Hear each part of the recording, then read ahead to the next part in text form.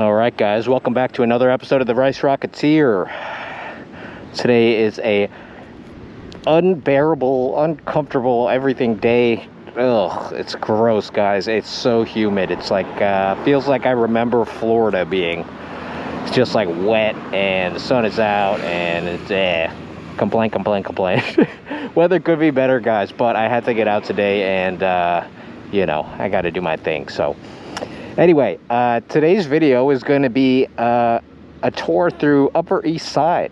It's a very interesting place, and I'll talk about it once I get there. But first, a little bit of motorcycle therapy. I'm going to get on the bridge and just get there, throw in some music, and have kind of a quiet portion to the video before we jump into the talking and yapping. So that's the video, guys. Thanks for tuning in. Let's go.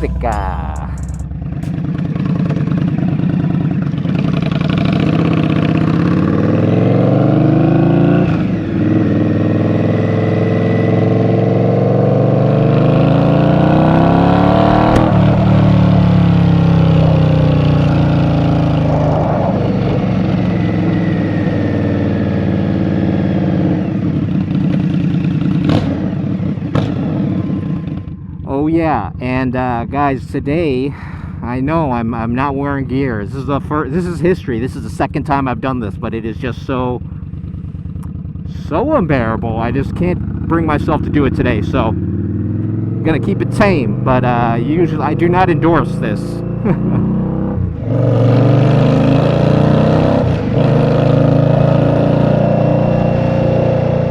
I do not endorse the not wearing of gear, guys. I'm having a weak day where I can't uphold my own standards. It's just what it's got to be. So I'm gonna be mostly in the city, so just relax, okay? Relax. Not that that means anything.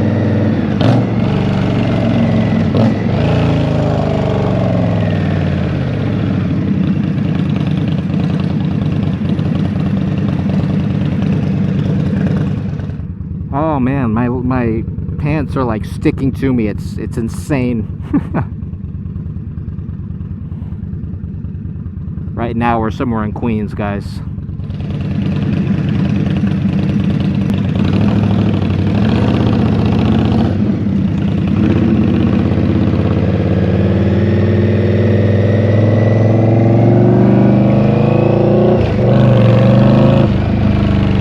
Too much fun, too much fun.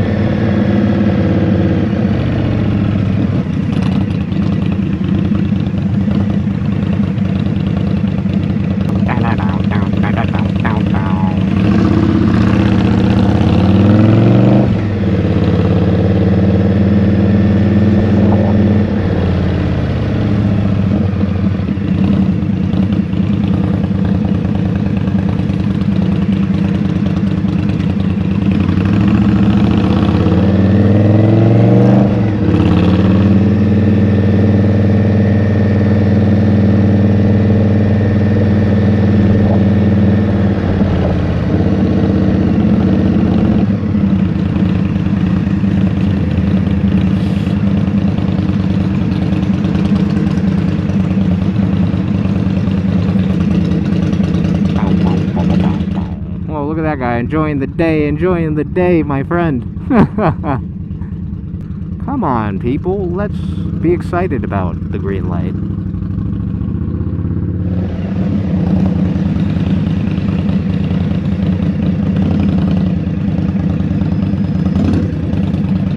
Go or don't.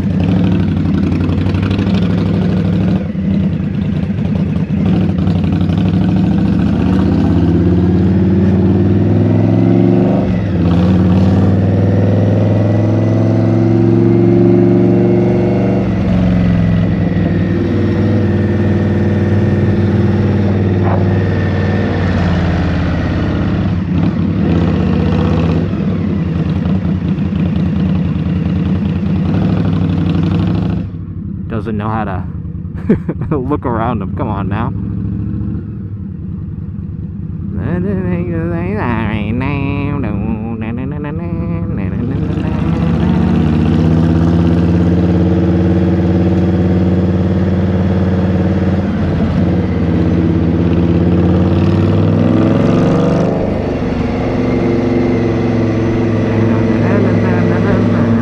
I really thought this would be a little more open today, but oh well.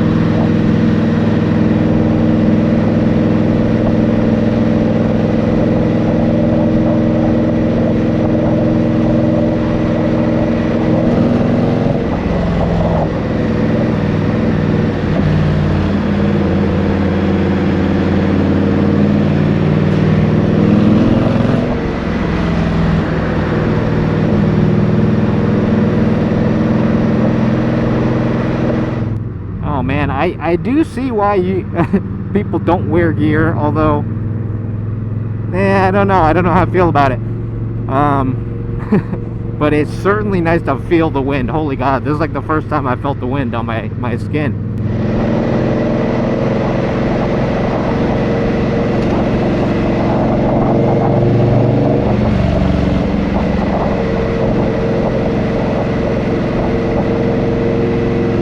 Feels really nice.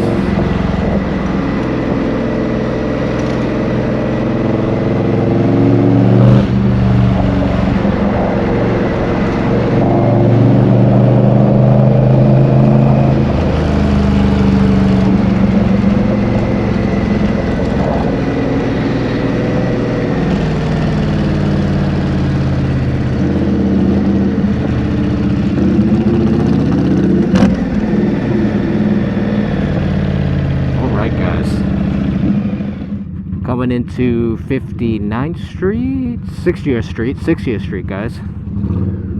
Now, to my left is downtown, to the right is uptown. We're on the east side of Manhattan right now, because Queens is on the east. So I'm going to take a right here somewhere, and there's a particular block that I think is interesting. Let's see, I don't remember. It's an avenue, and it has all these luxury shops, and I don't care much for luxury stuff, but I just think it's a beautiful block that historically I could like kind of go back in time and see see the people of the 70s and the 80s walking through and buying their, I don't know, their Louis Vuitton, what do you call it, like the big dresser cases. I don't know, it feels like a throwback in time. So let's see, is it after Park? Yeah, it's one after Park. So let me make it past Park, and then it's the next one, I believe. I'm going to go straight up, and then we're going to loop back around and go down on the east side of the park. But guys, Upper East Side obviously is on the northeast portion of Manhattan. I'm from downtown. I'm from downtown Manhattan, so it's completely different. I did come up here. I had many friends who grew up in Upper East Side, in or around Upper East Side, but it is a money pit. It is the place where all wealthy people go. Park Avenue is known as Billionaire's Row or Millionaire's Row. Probably Billionaire's Row. Just a lot of money. Bankers, lawyers, generational wealth, you name it, is Upper East Side. Ooh, this is gonna look cool. Oh, it's also very dangerous.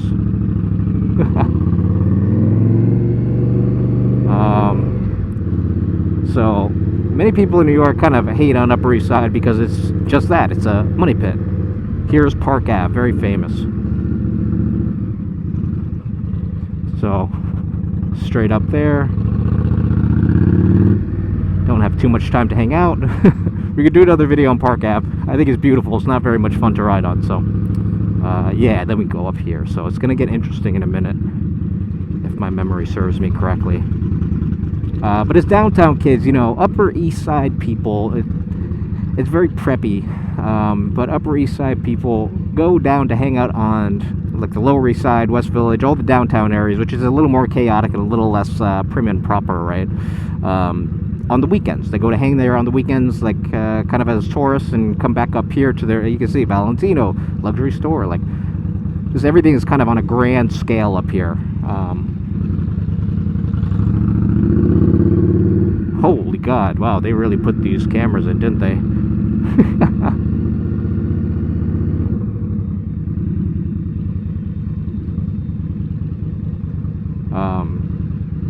Yeah, the Upper East Side people come downtown to hang out, and it's rarely the other way around. Like, there's not, in my opinion, a tremendous amount to do up here, other than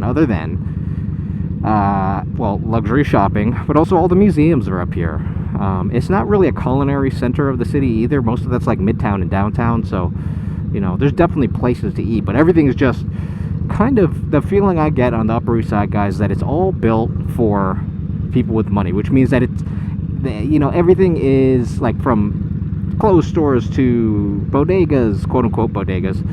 Everything that exists up here was created to serve a purpose, whereas if you go downtown or you go other places, some things just kind of naturally evolved. And of course everything's created to meet a demand, but what I mean is, like,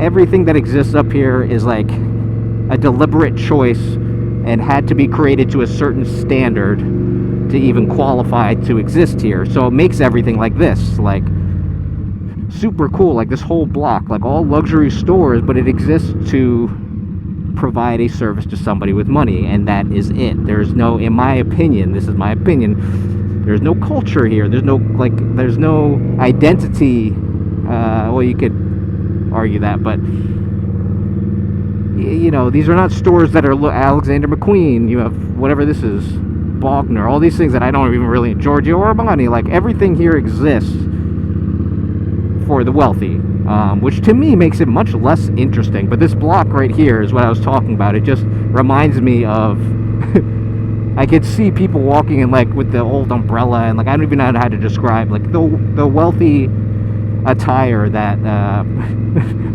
like gangs of New York guys with the top hats and the umbrellas and stuff. I can see those people walking down this block, but it is now just luxury stores. But I think it's quite cool to look at because it's just a spectacle. I feel like I'm in a zoo.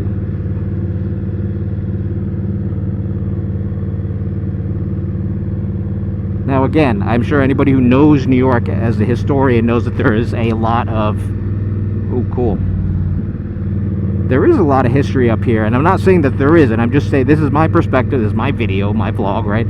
I'm just saying that I don't feel that this is very interesting to me, and it never has been. It's cool to ride through. I used to ride my fixed gear bike through here, and it's, you know, it's like visually I think it's really interesting, but there's a museum I've since forgot the name of. Oh, the Frick. So it's kind of cool to ride through, but in like thinking about living up here, like I've met people who are like, oh, I want to live on the Upper East Side, you know, just because it's in New York and it's the Upper East Side, and I'm like, ugh, like I wouldn't enjoy this. Like, you walk down the street, there's just things to buy, and that's it, you know. Now you could say that about all of New York, but downtown there certainly is a vibe per neighborhood, and also more specifically per block, you know. It just feels hollow and empty to me up here.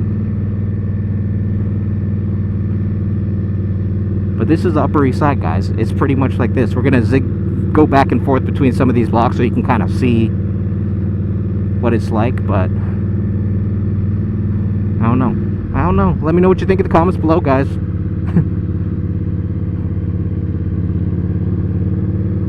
We're up on 82nd.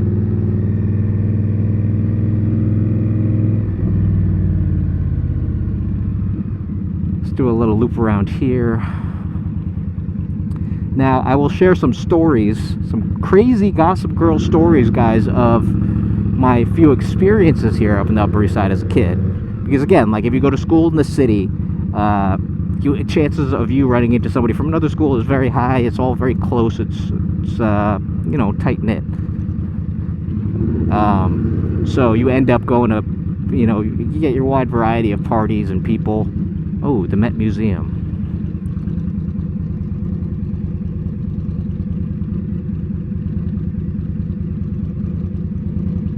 You know what? Forgive me. I'm gonna redo this portion. We're gonna go back around because I wanna show you guys this from the entirety, from north to south end. So we're gonna turn around here. Hold on. We're gonna come back to this, guys. Don't worry. I'm gonna pull over and we can look at the Met.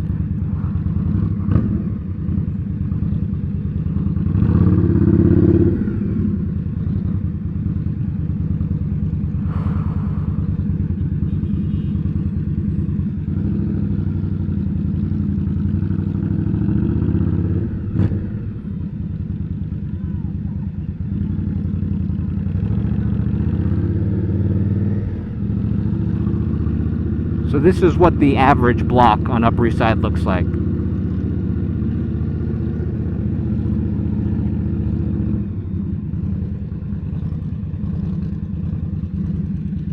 I think architecturally very beautiful. I work up in this neighborhood. Again, I'm a assistant project manager for a construction company, general contractor firm, if you want to call it that. And we do most of our projects up here, so high-end luxury. Working in houses like we just passed.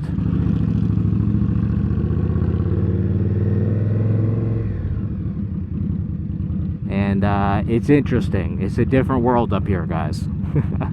I don't want to talk too much about my current state just because I work there now, and I think that's slightly unprofessional, so I'm going to keep that to myself. But it is a different bracket. I will share these stories about my experience in the Upper East Side when I was a kid. So again, yeah, I had a bunch of friends who went to school up here. Ton of money, like, think Mad Men money, like just, actually, in fact, one of my friends is a descendant of ad people. Anyway, I got to see a little glimpse into this lifestyle that is the Upper East Side, and it was kind of eerie. It was very strange. So my friend and I went up to stay with him, and his apartment is like this kind of shell of a house, as I think of it. It didn't feel warm. Like, everything about it was just cavernous. Like, it was massive. It was somewhere up here. Really big house, like square footage probably well over 1,500, 2,000 square feet per floor, which in New York, if you're not from Manhattan, that's a ton of space. Anyway, everything marble, you know, staff to take care of him. And so I would go up and stay with him, and he kind of pretty much had his own section of the house. Anyway, we do all these things. Like, he was always, you know, he had a driver, so it was kind of like whenever I went up to see him, he was like, oh, what do you want to do? Our driver can take us there. And so we'd, like, just for the hell of it, go drive in the limo and drive through Times Square. And he would, you know, we drink champagne and access to everything, like just everything on level 10, you know, which on the face of it sounds really cool, right? Like, when you're younger, I was like, wow, this guy's so cool. But then as you get older, you kind of realize that there's this, like, emptiness that comes with that. Like, anyway, we can get into that in a little bit. But it's not all that it's hyped up to be, you know? Like, it might feel great as a kid, but then you're not doing any of the things that most kids do, which I think is important. Like, just, you know, going skateboarding in the park. Having a movie night, having a play date, right? Like, those things are kind of like too childish for children up in that culture. At least what I was exposed to. So here, let's take a left here. So, you know, that was kind of, every time I went to hang out with him, that's what we did. He lived in an apartment, like, sorry, not an apartment, a house like this. You know, like, he had the whole thing, one of the floors was his, and, you know, it was interesting. I don't know what this is, but it looks very king-like. So anyway, there's this one time I go up to see him, and he's like, oh, we should go to DMX concert. DMX is playing at, it was Nokia Theater, I think. And I was like, at the time, I was in my I want to be a drug dealer phase. So I was like, yeah, that'd be cool. So we did, and the concert was great. That was my first concert, was DMX. Showed up 3.5 hours late and then screamed at us for giving him shit for being late.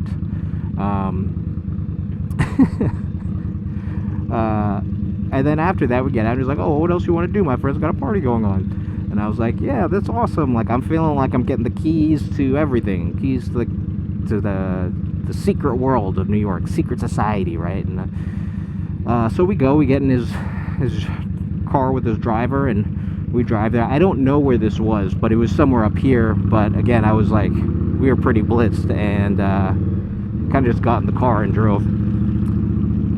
Anyway, we get to this party, and first of all, the doormen have to, there's 2 doormen, and in order to get in the elevator, they have to put the key into each side of the elevator and turn it. You have to check in, and you have to go through this whole thing. And they, like a synchronized turn, elevator opens up, there's another guy in the elevator, takes you up. Door opens, it's not like a hallway to a, you know, a normal apartment building hallway where there's multiple apartments. The whole floor is just owned. Like, you just have to own the whole floor. Oh, pause the story for a minute, guys. This is the Guggenheim, as I'm sure everybody knows. Toilet bowl looking building where they film Men in Black. Pretty cool, guys. I saw a motorcycle exhibit here as a kid, which is part of why I've always been fascinated with motorcycles. Side note.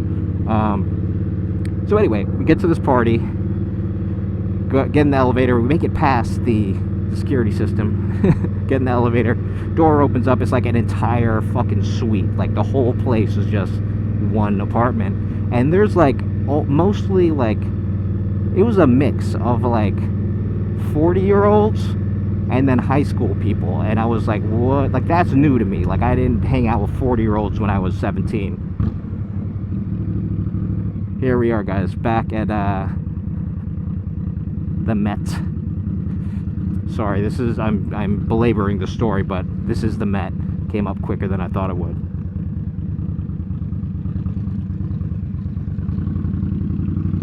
Ton of taxis. The legendary stairs, guys. Nathan's Hot Dogs. You can get a hot dog for $37. Super discount. Best deal in the city. Look at this. This is a highly like underutilized place for me, activity for me. I should come here more often.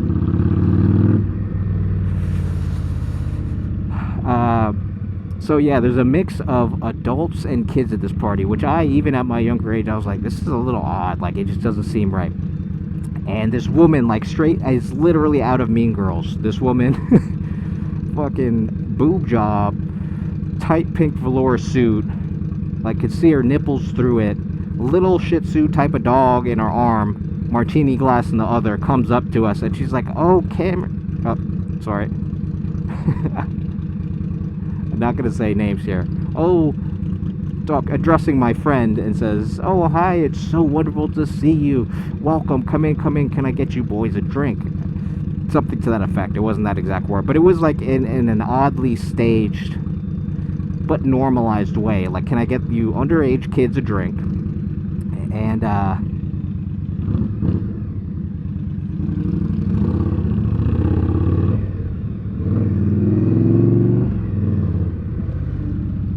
and I said yes. I was like, yeah, I like drinking. And sounds cool to me. But it was weird. It was like, when I look back at it, I was like, why is a mother there with their kids offering young kids alcohol? Like, cool in the moment. Again, when you get older, you're like, that's a little fucked up. That's not right. And so she goes off to the back. We walk in, and to the left, there's this massive room. It's, I guess, the living room, or as I've learned through my new job, it's called a sitting room. Not a living room, but a sitting room. And I kid you not, I'm not making this up, there's a huge table. A portion of it is mirror, so it's like a coffee table, but on crack. Like, it was like somebody put a coffee table in, like, a reverse shrink ray, whatever you call that, a blow up ray. And the table just got really big, and it's like, I think, designed to be that way. In the middle is like this big mirror portion. It's like a big cutout that's a mirror, and there's a mound of cocaine just like on it, and everyone's doing it. You know, kids are sitting around it and taking bumps and talking, and everyone's engaged. But all the kids are dressed like adults. Everyone's in like, you know, their whatever that company is, like Hampshire Farms or some shit that has like little whales on it and stuff. Like pink pants with the belt with the anchors on it, like that type of shit, and like boat shoes, you know. And the adults are like mixed in with these kids, and everyone's just talking, and I'm like, well, this is odd. And like, I don't know anybody, and nobody's exactly friendly. no one invited me to the cocaine table. What the hell, man? But the whole scene, you know, is just weird. And so I think he was actually, if my memory serves me correctly, he was kind of weirded out by this too. I don't think this was even normal for my friend's life. I think it was a bit odd in all respects. But it was very weird. And then I remember the daughter of the woman was like, you know, just as you'd expect, like kind of similar attire, like really tacky, like matching suit of some sort with a purse inside, no less. I remember she had the newest Sidekick phone because it was like hard to get at the time, and she had it already, of course. And she was drinking and smoking cigarettes and like just, but like casually. Like, this was not a Brooklyn basement party. This was like this was a young rich kids trying to appear as if they are cultured type of party. The whole thing was very strange. We stayed there for all of 10 minutes and then left. And I remember feeling very uncomfortable with the whole thing. I did get my drink. It was a martini, which at the time I had no fucking idea what a martini was. Come to find out, it's just liquor, and that's it. But yeah, that was when I was like 17 or 16. I can't remember. It was not senior year of high school, so it was a little younger than that. But that was one of my experiences in the Upper East Side that has stuck with me forever, because I remember how weird it is. And now whenever I drive by these places, these apartments, it's all I can think about. I know not everyone here does that type of shit, nor did it seem very normal to my friend who lived on level 10, so that was like level whatever. But I just can't shake that experience from my memories, just forever ingrained.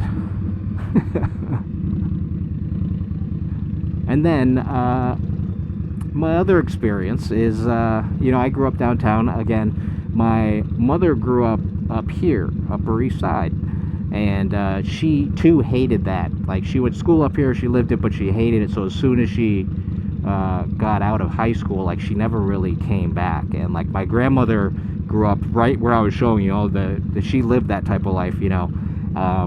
She lived on the main strip, you know, and it was like, it was just a very weird existence. Now my grandmother, and actually it was my grandfather, but he passed away, so did my grandmother, but for a long time she was still alive without him. And she belonged to a social club, and I remember going as a kid.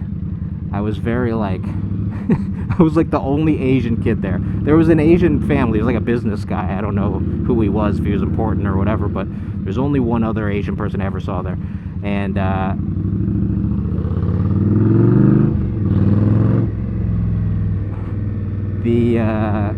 the social club scene, I guess, has kind of deteriorated. Like, I'm sure it still exists. I'm sure it still exists, but in different forms, you know. Obviously the ones that are traditional, like this, I think there's one called the Stork Club. The one that I know of is this one right here. The Metropolitan Club is this one right here. Can't see it from this side. This is the side, the entrance is on the other side. But, you know, this is like the elite thing to do, is be part of a social club, and I guess that's where you spend all your family dinners, and I don't know, it just seems so odd to me. But my experience, like, as a kid, I really loved it, but looking back, it was such a weird glimpse into that society, which is like a very select group of people congregating with only people of their own, you know, everything being catered to them. Like, it's just a weird, to me, it's such a weird thing that, like, I just don't want any part of, or nor would I want, like, if I have kids, my kids to be part of that, because I just feel like you miss out on so much of this city, right? Like, most of the kids who grow up here go down on the weekends to, like, go to a bar or club, but, like, you don't really, it's just different, you know? And, like, I'm really proud of having been part of the downtown vibe, you know? It's totally different. So anyway, that was the Upper East Side, guys, and those are two weird stories of mine that I just find interesting, you know, forever stick in my head as a New Yorker. And then this avenue, guys, you've seen me drive down this a million times. This is 5th Avenue. It goes all the way down to Washington Square Park. This is the Trump building right here. Tiffany, I don't know if that's the original Tiffany store, but Tiffany store in that building.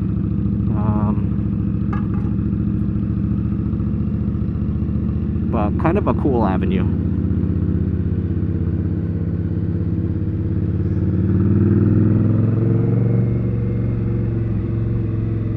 DJI store, guys.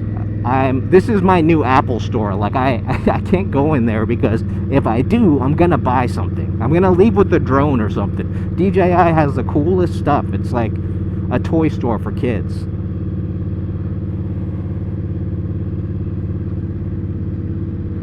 Little Vesper friend. Rockefeller Center right up here, 30 Rock. And then oh, right there, that at that intersection, you can see where the tree usually is. Hercules dude and famous church of some sort. Cannot remember.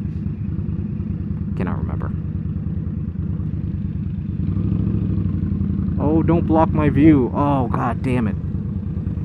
Go. So this is where the tree... Oh, no, I lied. It's one more right here. Right there is where the tree usually is. And that's 30 Rock, that building.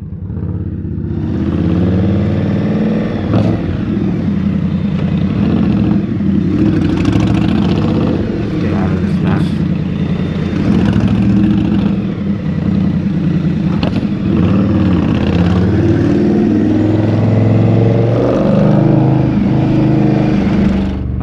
There we go.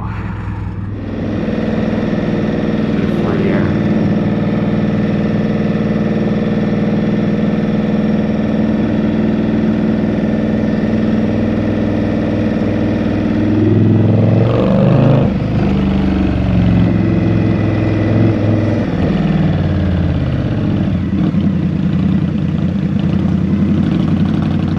I kind of miss my Vespa days. I really do. Just a little bit. It's fun to, like, zip around.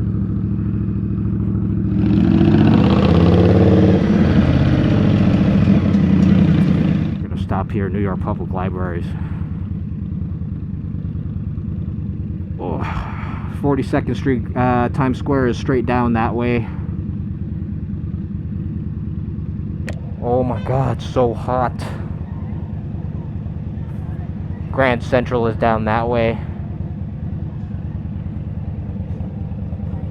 Let's see where my battery's at, guys. I'm gonna try to make it to it.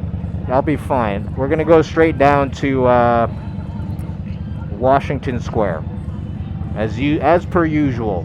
And I gotta find something cold to drink because I'm absolutely dying from talking so much. Gonna be a quiet rest of the ride from me, guys. It's just do a little Midtown riding.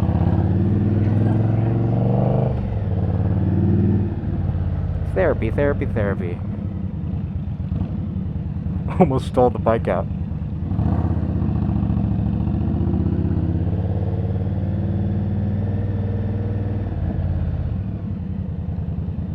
Come on.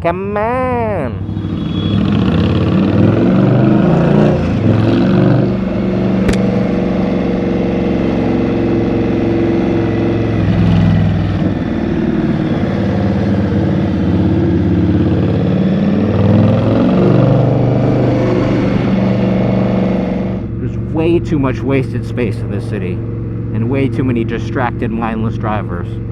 Insane.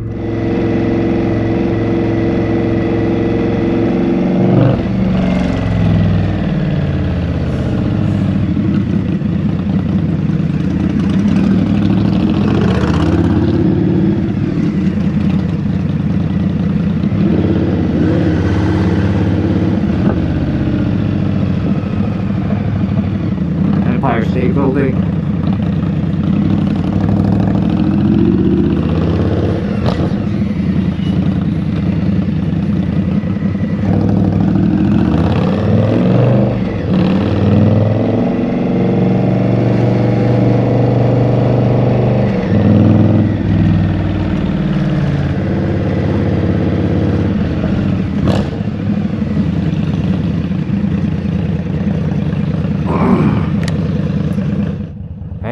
Approaching Flatiron District, the pizza-shaped building.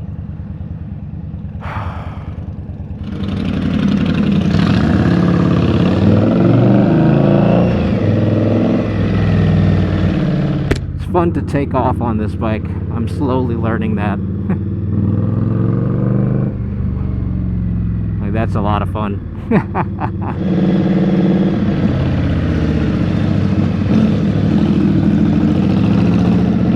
Suspension is broken in a little bit. Still need to loosen it up a bit. I think that'll help a lot.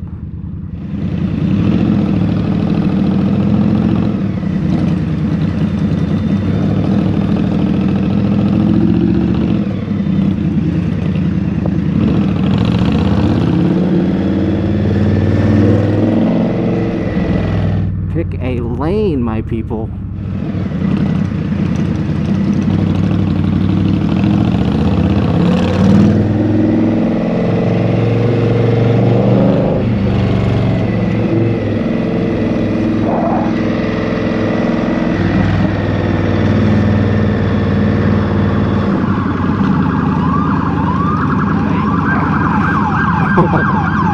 That was close.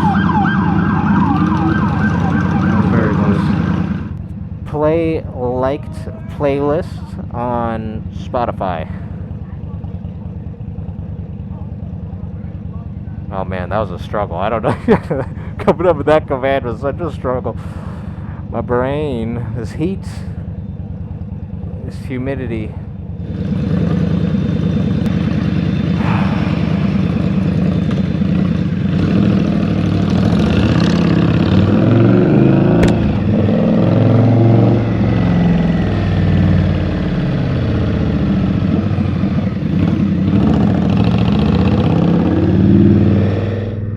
We are officially downtown.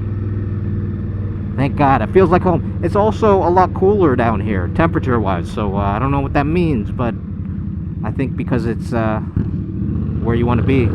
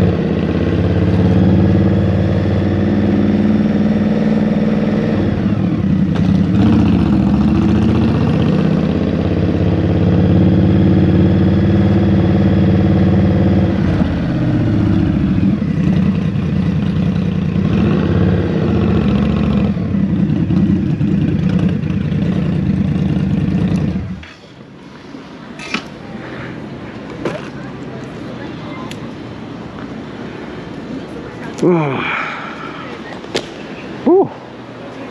That was a fun last little portion, guys. I got a little feisty on that one. Oh. So we're back downtown, my friends. Washington Square Park. You've probably seen it in my videos a lot because this is usually like an anchor for me. I usually start or end my ride down here. It's just kind of nice. Anyway, that's the video today, guys. Different neighborhood, different conversation.